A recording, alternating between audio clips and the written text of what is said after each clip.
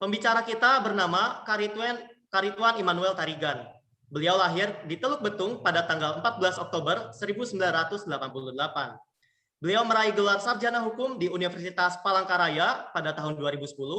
Selanjutnya, beliau meraih gelar magister hukum di Universitas Gadjah Mada pada tahun 2012. Lalu meraih gelar magister keduanya yaitu Magister Pengembangan Sumber Daya Manusia di Universitas Airlangga pada tahun 2019. Dan saat ini, beliau bekerja di Yayasan Kaki Dian Emas dalam Biro Humas dan Legal. Saya akan share screen. Ya, ini adalah bahan yang saya mau sajikan. Ya, saya sudah menghimpun dari beberapa perspektif begitu. Setidaknya apa sih yang bisa adik-adik mahasiswa ini ya siapkan.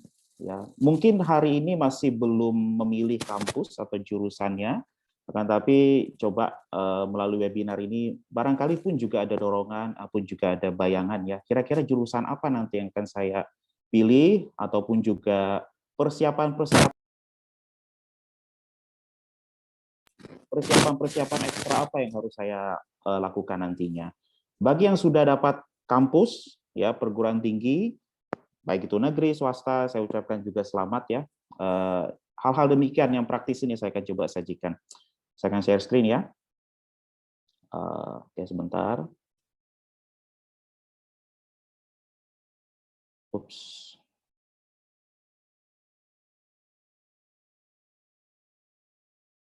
Oke, semoga terlihat ya.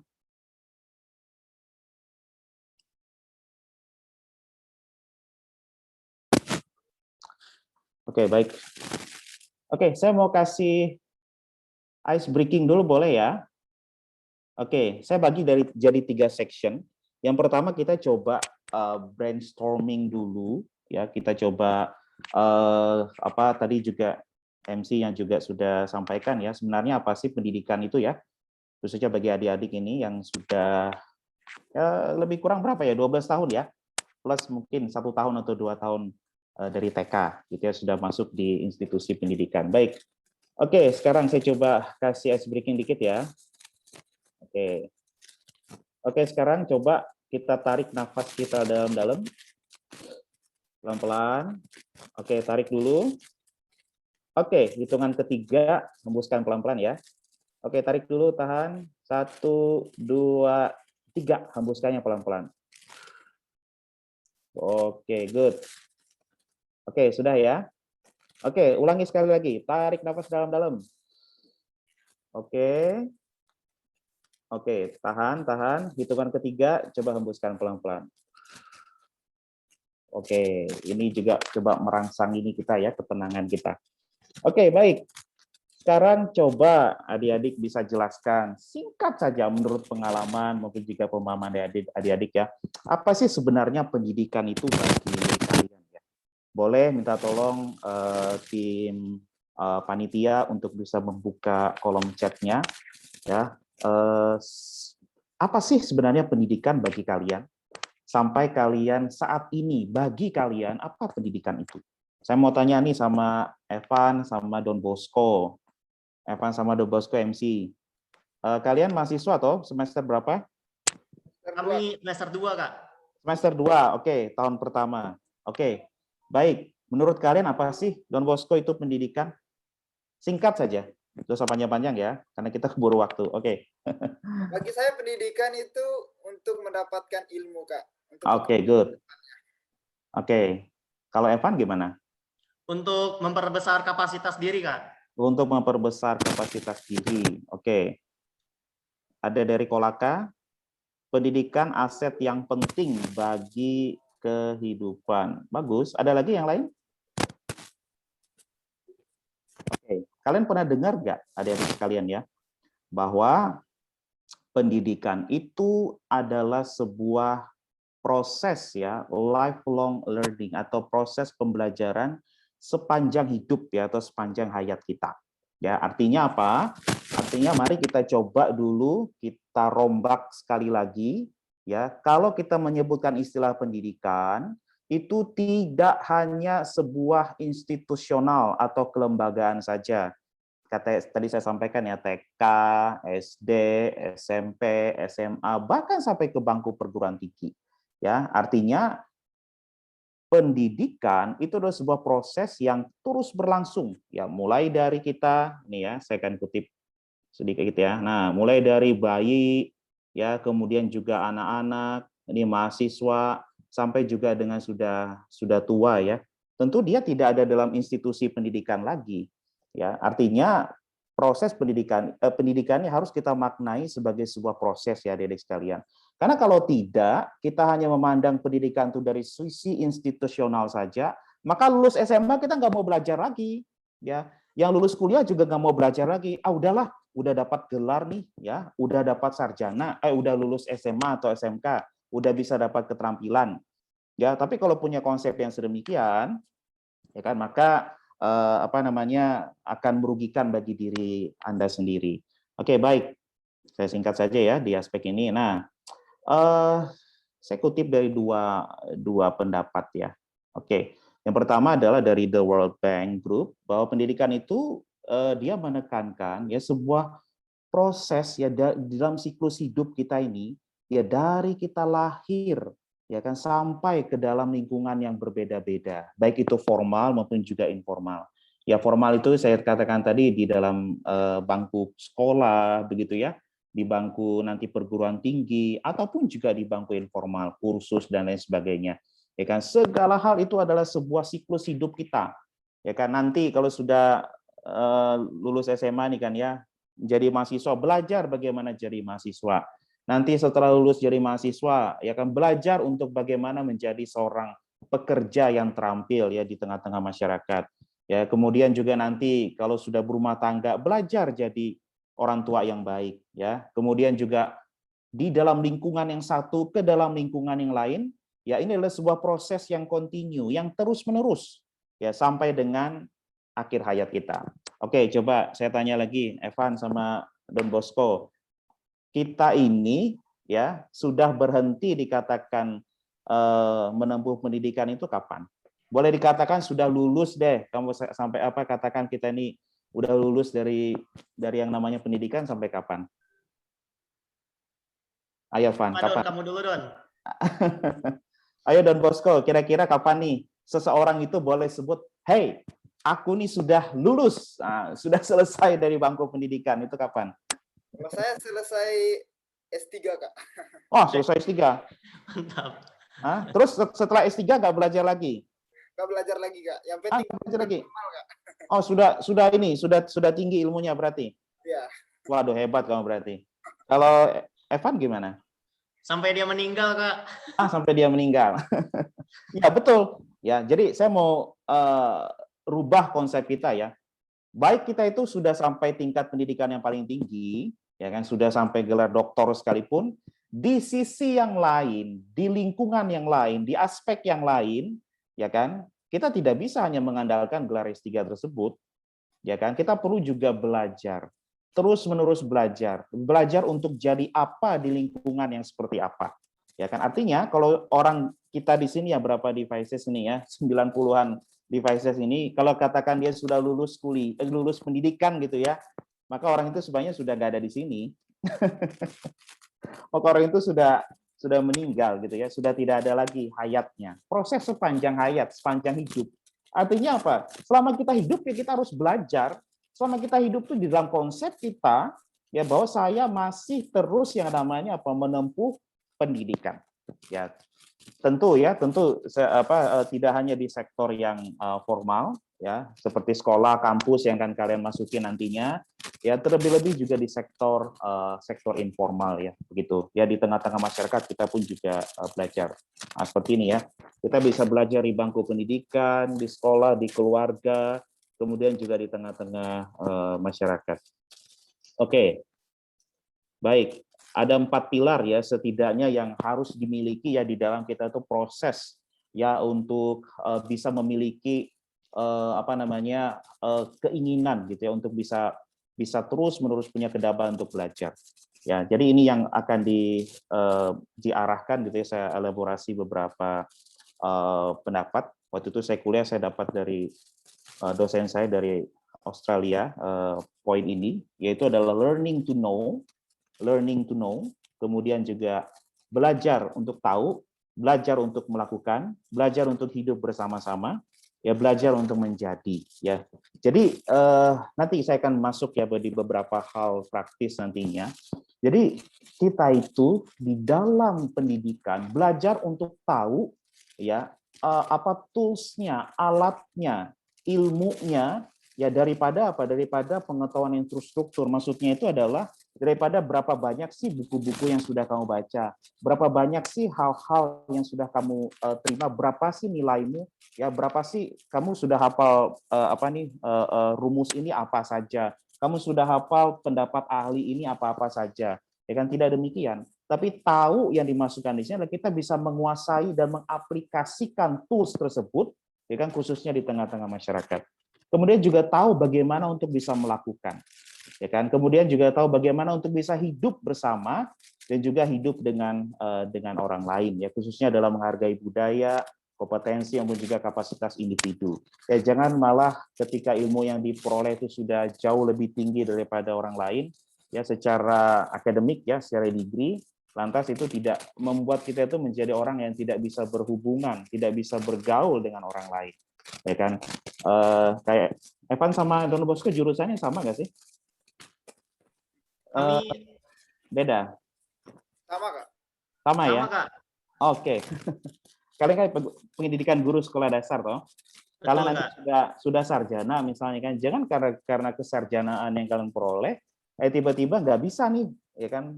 Dekat sama calon siswanya nanti, nggak bisa nih dekat sama murid-muridnya dan lain sebagainya. Ya pendidikan membuat kita tuh bisa belajar untuk bagaimana bisa hidup bersama. Bahkan juga nanti menjadi guru sesama guru dan belajar untuk menjadi, ya menjadikan kita itu punya kontribusi ya yang lengkap, baik itu pikiran, tubuh, kecerdasan, kepekaan maupun juga di aspek spiritual. Oke, nah sekarang Evan sama Don Bosco, atau saya mau kasih coba mungkin bisa dibuka lagi kolom chatnya, mungkin teman-teman yang lain ya. Oke, mungkin teman-teman yang lain boleh bisa di chat. Oke, sekarang kalau kita sudah tahu nih, ya kan, bahwa pendidikan itu bisa kita terima, bisa kita peroleh, bisa kita dapatkan, ya kan, di berbagai macam sektor, di berbagai macam lingkungan, ya kan, baik itu keluarga, tidak hanya di lingkungan institusi pendidikan, baik itu kampus, sekolah, tapi bisa juga di keluarga, bisa juga di tengah-tengah masyarakat, ya kan. Nah, pertanyaan saya sekarang, masih nggak sih kita ini perlu kuliah? Evan gimana, Evan? Kan kamu bisa belajar banyak hal. Kalau menurut aku masih perlu, Kak. Masih perlu. Kenapa tuh? Karena ya tadi kan disampaikan juga pendidikan itu kan sepanjang hayat. Jadi kalau kuliah ini kan salah satu prosesnya gitu, Kak. Oke, salah satu prosesnya. Dan Boso gimana? Kalau sudah dengar ini, apa langsung mau ini berhenti di tengah jalan nih? Udah semester 2, kata Kak Rituan ini aja deh, nggak perlu ini, kan kita bisa belajar di berbagai banyak sektor. Gimana? Masih perlu nggak nih belajar? Bagi saya masih perlu, Kak, karena pendidikan itu dalam bentuk formal dan informal juga gitu. Oke, saya masuk ke section kedua ya, yaitu adalah masih perlu nggak sih kita ini kuliah ya? Oke, nah tadi saya ada pancing ya, jika pendidikan bisa didapat dari mana saja, berarti kita nggak usah harus kuliah dong. Saya kasih kalian video ya. Sayang sekali dalam bahasa Inggris, tapi enggak apa-apa, boleh latihan. Nanti sedikit-dikit saya coba terjemahkan ya buat kalian ya. Saya stop share dulu, saya akan buka YouTube-nya ya.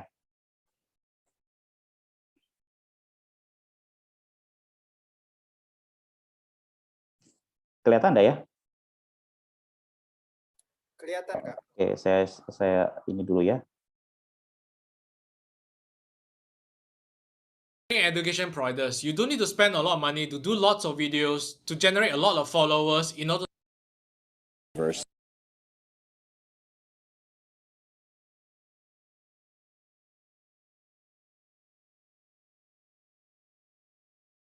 Video ini panjang, cuman saya hanya ambil sekitar 1 menit 13 detik ya.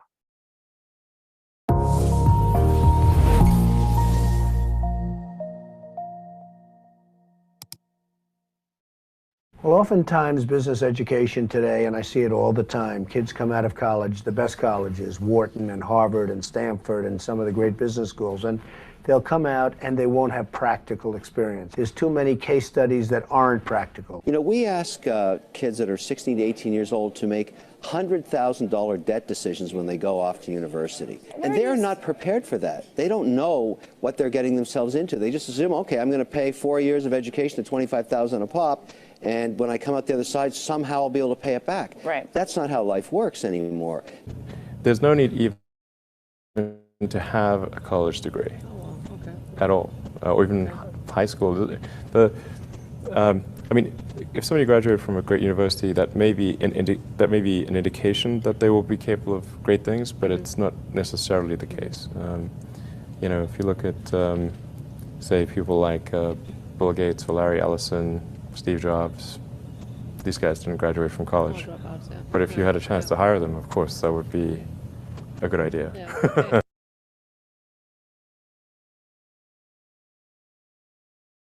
Oke, saya balik ke share screen saya tadi.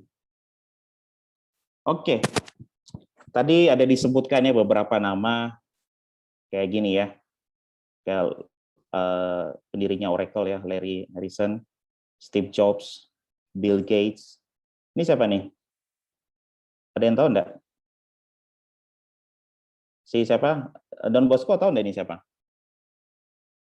Wah, kurang tahu saya itu, Kak. Ini mungkin kamu punya laptop ini Michael Dell. Nah, ini siapa nih? Ayo. Si siapa?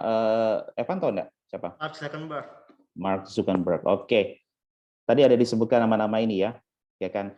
Bayangkan aja former president ya, presiden Amerika waktu itu, Donald Trump, dia bilang bahkan dari kampus-kampus yang ini loh ya, yang kalau di dalam top universities, jadi kalau kalian mau cek kampus-kampus top itu ya, bisa klik di top universities, ya, topuniversities.com, itu adalah acuan daripada perguruan tinggi di dunia, termasuk Indonesia, untuk melihat ranking ya, ranking daripada kampusnya. Tadi dia bilang ada Stanford, ada Harvard, ya itu kampus-kampus yang top 10 semua ya di dunia, tapi lulusannya coba bayangkan ya, mereka tidak memiliki pengalaman yang praktis ya, mereka ketika masuk lapangan kerja mereka tidak memiliki lapangan-lapangan yang praktis.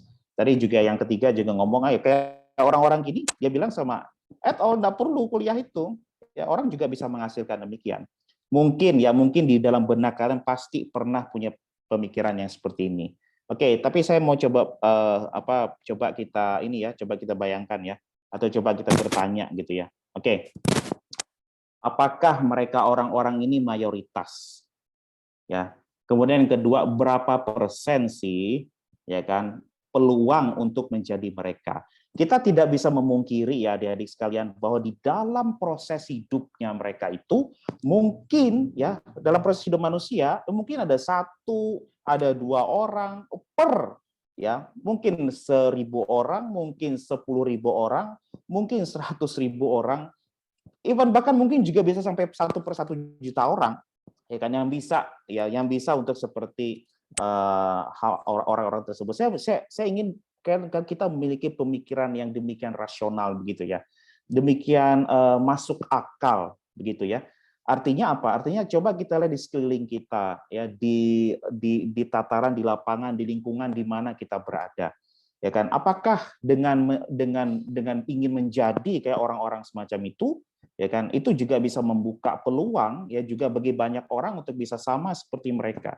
Ya, sampai saat ini ya para akademisi pun juga mengatakan pun juga tidak. Mungkin kita hanya memerlukan kata-kata motivasi dari mereka. Ya kan, bagaimana mereka memulai dan lain sebagainya. Ya kan, pengalaman-pengalaman itu mungkin bisa dijadikan semangat dan lain sebagainya. Oke, kita coba baik-baik pelajari Indonesia ya. Siapa yang sudah disensus tahun 2020 kemarin? Don Bosco sudah belum disensus? Belum, Pak. Belum. Siapa? Evan sudah disensus belum? Saya izin sambil minum ya. Belum kayaknya, Kak. Aku belum ngecek lagi. Waduh, berarti nggak masuk dong di sini. Oke, ini adalah sensus penduduk. yang selesai 2020 kemarin, saya ambil di aspek struktur daripada ketenaga kerjaannya. Oke ya. Nah, kita bisa lihat di sini bahwa ada 203,90 juta orang penduduk Indonesia itu usia kerja. Ya, usia kerja ini dibagi menjadi dua. Ada yang bukan angkatan kerja, ada yang angkatan kerja. Penduduk usia kerja ini adalah diambil range-nya adalah usia 15 tahun ke atas nih ya. Oke, saya mau tanya kalian, siapa? Evan dan juga Don Bosco ini ya. Sorry ya, saya nggak bisa sebut satu-satu namanya, mungkin nanti di sesi tanya jawab gitu ya. Setidaknya ya sekarang saya hanya bisa menyebut nama mereka, kenal nama mereka. Oke, kalian ini ada masuk di lingkaran mana nih, yang di birunya ini atau yang di abu-abu ini? Kalian seorang angkatan kerja ataukah yang bukan angkatan kerja? Don Bosco masuk mana nih?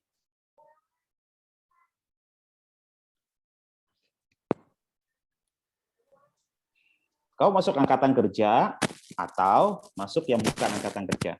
Kalau saya bukan angkatan kerja kayaknya Kak, soalnya masih menjadi beban keluarga. Bukan gitu. Kau masuk di sini. Kau masih sekolah kan? Ya. Sekolah ini pun juga maksudnya adalah mahasiswa pun juga sama. Ada di sini ya. Jadi nanti adik-adik sekalian, baik kalian SMA lulus, kemudian masuk perguruan tinggi, kalian terhitung adalah demikian. Oke, kita ke kolom ke kanan ya. Ada 9,70 juta orang, ya. Ini rilisnya Agustus 2020 lalu ya, setelah sensus dari bulan Januari sampai dengan bulan Juni ya, dari Badan Pusat Statistik Indonesia. Ada 9,77 pengangguran dari 138,22 juta orang. Artinya ada sekitar 127-an orang yang disebut angkatan kerja, yang mereka yang bekerja penuh maupun juga yang part time. Oke, saya mau juga tunjukkan ke kalian, adik-adik sekalian ya. Kita coba lihat skupnya ke Indonesia kita. Apa sih lapangan pekerjaan utama yang ada di Indonesia hari ini?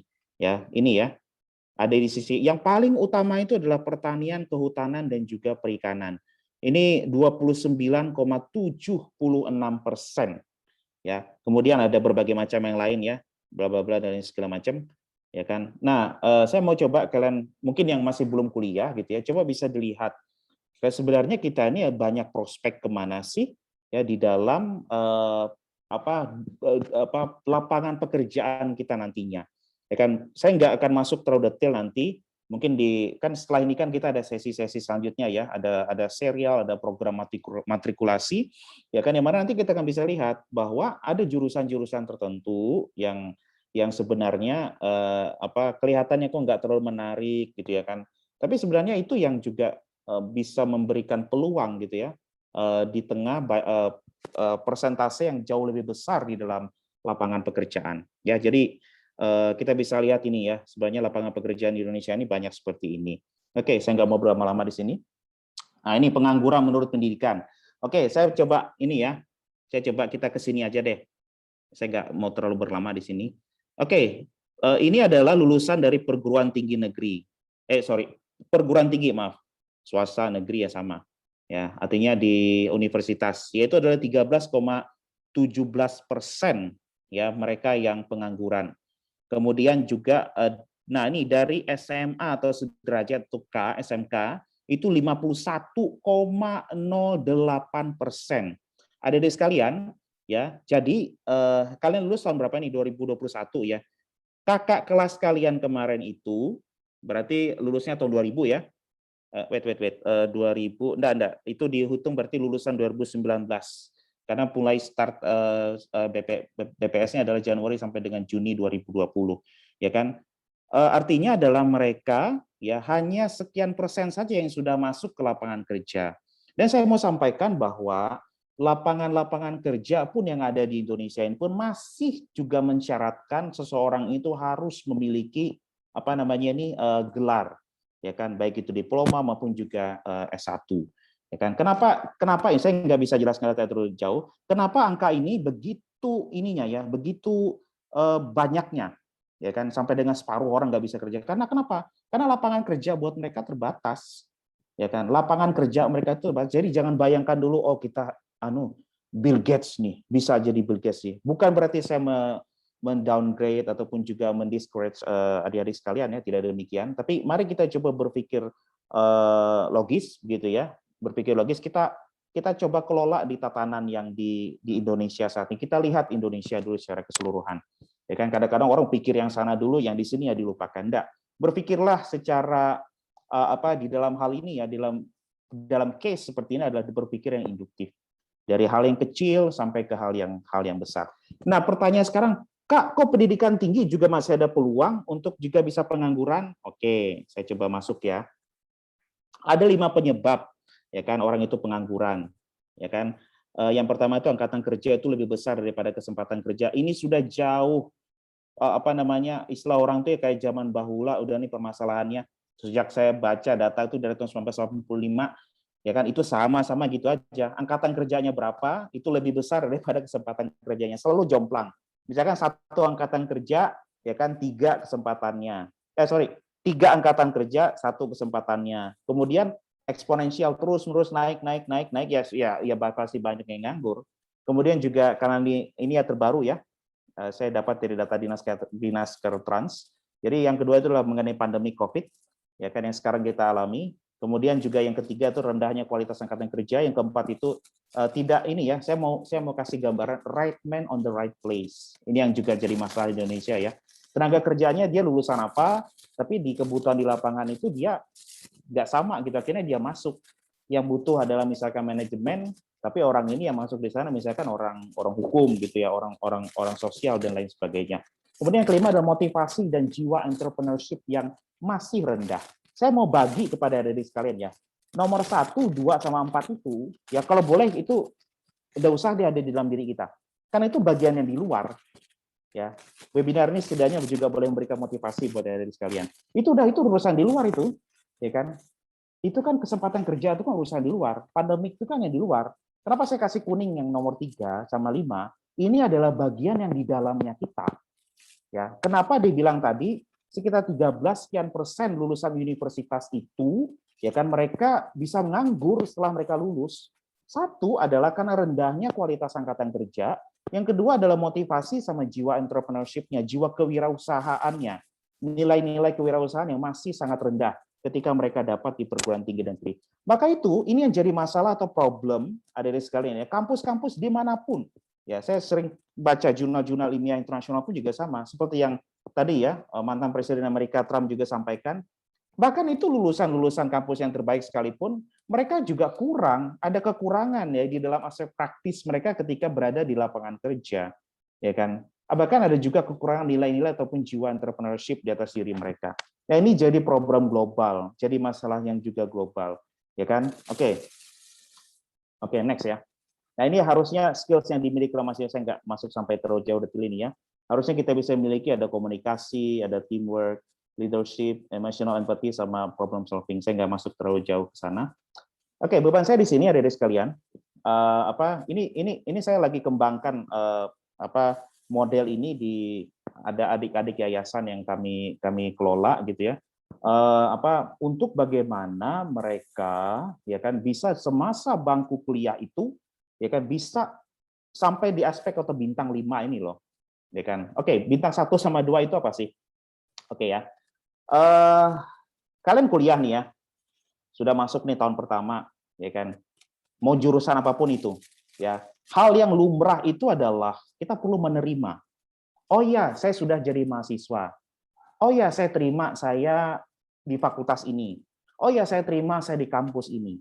Oh ya, saya terima saya ada tinggal di lingkungan yang seperti ini, ya kan. Nah, kemudian juga yang kedua itu juga perlu sampai ada respon, ya kan. Respon ini seperti apa? Respon ini adalah ternyata di kuliah di fakultas ini seperti ini ya pembelajarannya. Oh, dosen-dosen itu seperti ini ya. Oh, lingkungan ini seperti ini ya. Oh, ternyata saya harus seperti ini ya. Ya kan. Jadi dia ada respon.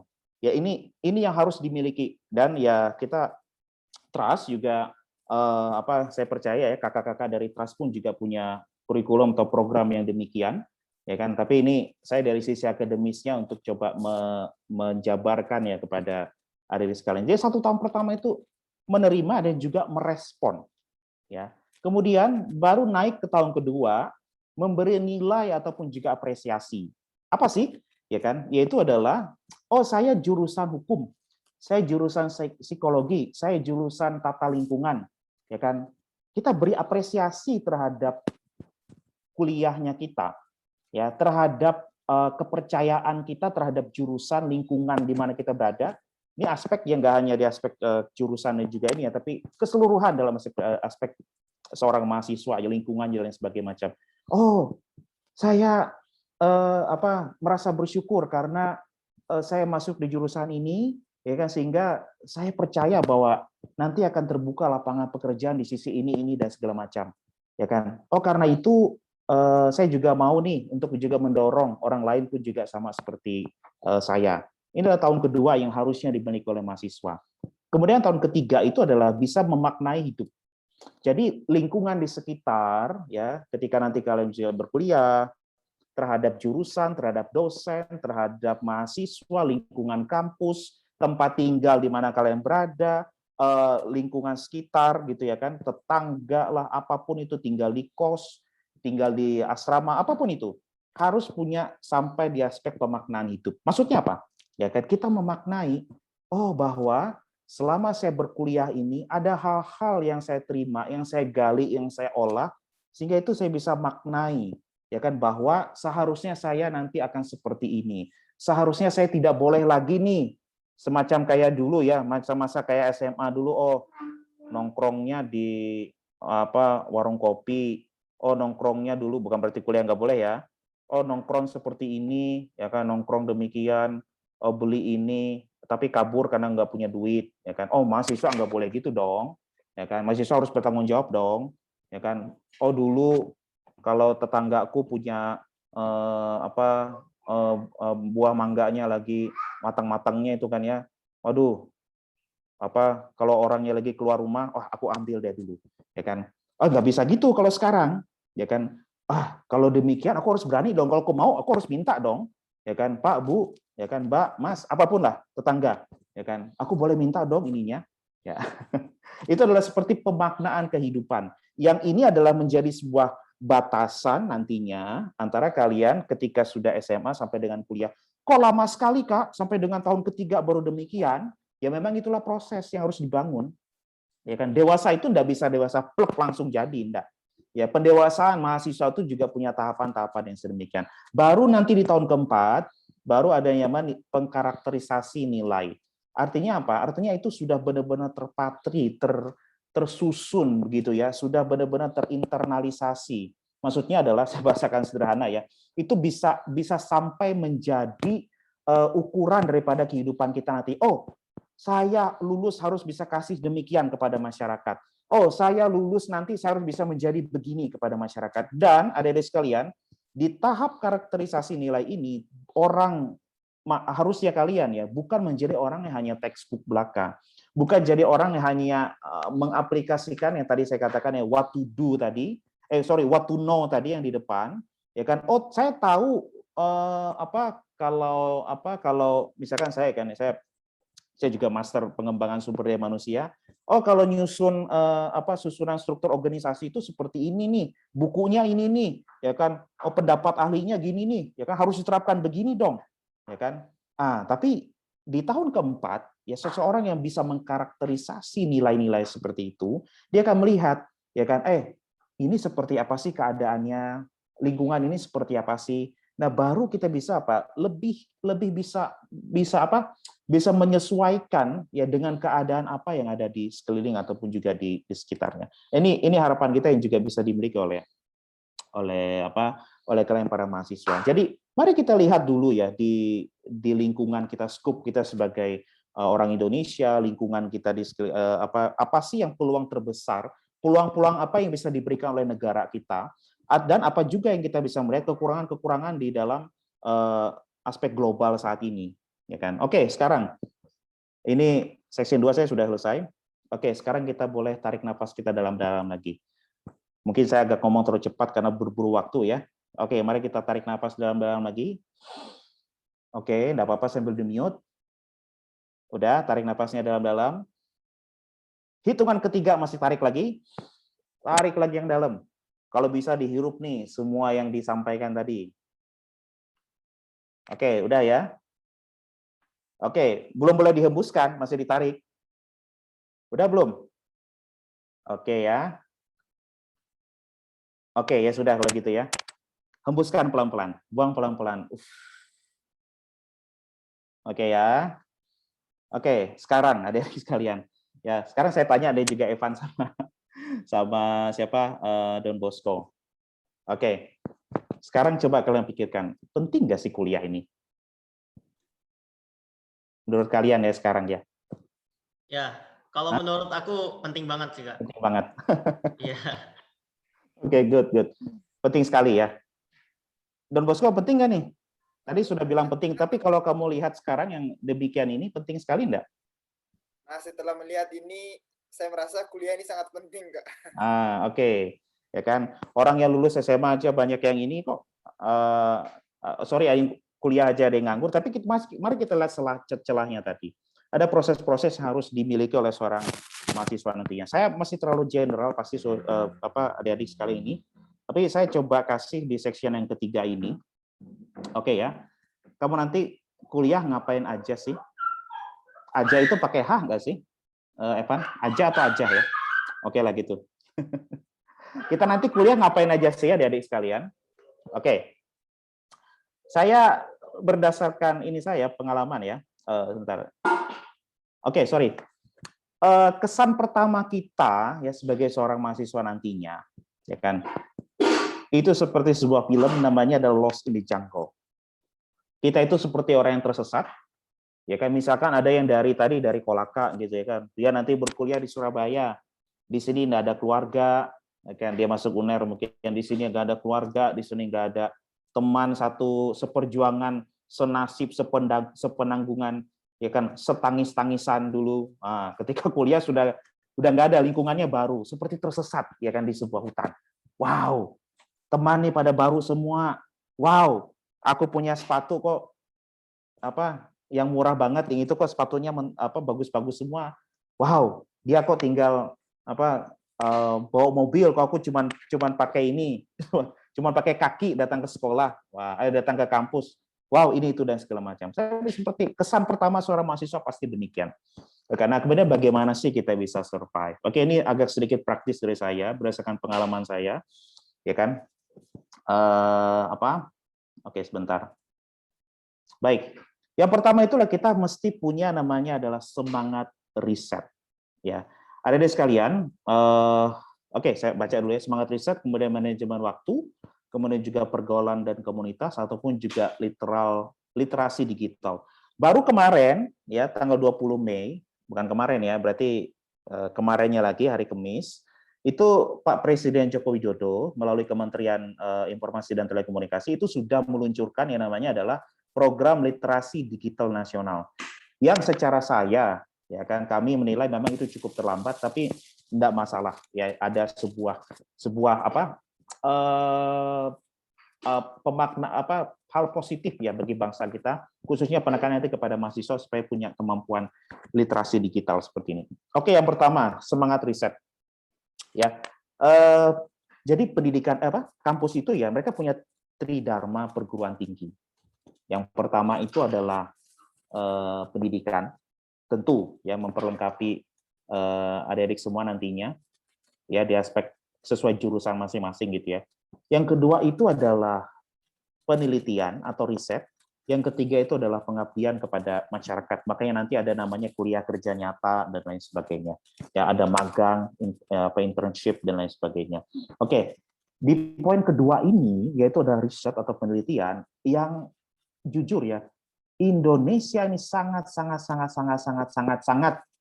berapa kali sangat tadi Evan saya sebutkan? Udah lebih 5 kali ya. Sangat kurang, ya kan? Sangat kurang sekali ya penelitian kita, riset kita.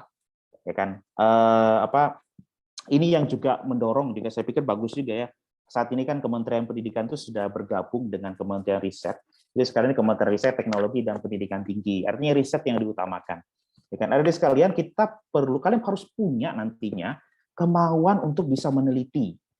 Udah di mana ada kemauan di situ ada jalan. Saya dulu juga gitu, udah dekatin profesornya siapa, dekatin dosennya siapa, ya kan? Oh, ikuti segala macam lomba nantinya, ikuti segala macam lomba karya tulis apapun itu dan segala macam. Ya, penelitiannya sangat penting. Ya, saya dulu juga waktu kuliah ada penelitian ini juga cukup banyak juga yang bisa menghasilkan sesuatu gitu ya bagi ya nambah uang jajan gitu ya. Saya dari SAS1 saya sudah nulis di koran, ya koran Jawa Post Group. Ya, saya juga ada nulis artikel di sana, lumayan bisa dapat penghasilan dan lain sebagainya. Saya juga kuliah, saya nulis beberapa macam jurnal internasional. Kalau kalian searching nama saya di Google itu ada beberapa ini ya, ada beberapa karya yang saya juga hasilkan. Ada yang tertutup karena ada rahasia, ada yang juga terpublish begitu, ya kan. Nah, saya dorong yang pertama itu harus punya semangat riset demikian, ya kan. Nggak boleh jadi mahasiswa itu malas meneliti dan saya nggak mau sedetailnya riset itu seperti apa. Mungkin nanti Pras juga bisa kasih guidance ya, atau kasih apa nih namanya semacam kayak pelatihan juga bagaimana juga bisa riset, bagaimana juga kita punya tenaga terampil di Trust juga banyak dosen-dosen juga nanti bisa bantu ya adik-adik semua. Bagaimana sih menulis artikel, jurnal, karya ilmiah dan lain sebagainya. Dan juga paling penting itu adalah hindari plagiarisme. Ya, jangan sampai suka nyontek gitu ya kan, hanya copy paste dan sebagainya. Hindari hal-hal demikian. Oke, kemudian yang kedua itu adalah saya simpel saja. Saya itu nggak mau terlalu ribut lah masalah manajemen waktu itu. Ya, dari sekalian ya kan. Hindari yang namanya adalah prokrastinasi. Evan, udah pernah dengar nggak nih prokrastinasi? Sudah, Kak. Udah. Ya. Prokrastinasi itu adalah suka menunda pekerjaan. Saya nggak perulah macam-macam model yang mana yang apa nih namanya kita kolek ini itu dan segala macam ya. Mana yang mendesak, mana yang tidak mendesak, mana yang urgent, mana yang nggak urgent. Udah, ya kan. Kita harus punya sikap nih sebagai mahasiswa. Stop menunda-nunda pekerjaan. Ya kan. Ini aku akan kerjaan besok deh. Ini kayak siklus gini aja. Kemudian besoknya apa? Aku kerjaan besok deh. Lalu apa lagi? Aku kerjaan besok, nggak pernah dikerjain akhirnya. Ya kan? Aku kerjaan besok. Nah, ini yang bahaya sekali ketika kalian kuliah nantinya, mahasiswa kuliah ini suka nunda demikian. Deadline-nya kapan sih? Oh, tanggal sekian. Deadline-nya kapan sih? Oh, hari sekian. Masih lama. Masih lama. Yuk kita jalan-jalan dulu. Masih lama. Yuk kita nge-mall dulu. Masih lama, gampang lah, sehari jadi. Nah, mental seperti ini yang perlu kita ini kan. Makanya nanti mungkin itu bisa masuk, saya percaya orang-orang demikian pasti masuk yang kategori yang 13% pengangguran tadi. Ya kan? Tentu kita nggak mau demikian ya adik-adik ya.